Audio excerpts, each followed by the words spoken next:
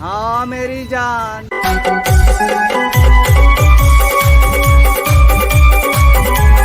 अब भाई 2 दिन हो गए हमारा शूट करा था, यह लास्ट शूटिंग रही रायपुर के हमन के।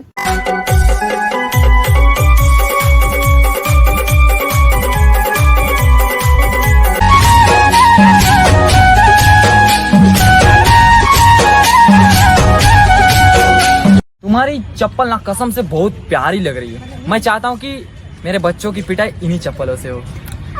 आपकी भी होगी। मेहंदी लगा के रखना, डोली सजा के रखना।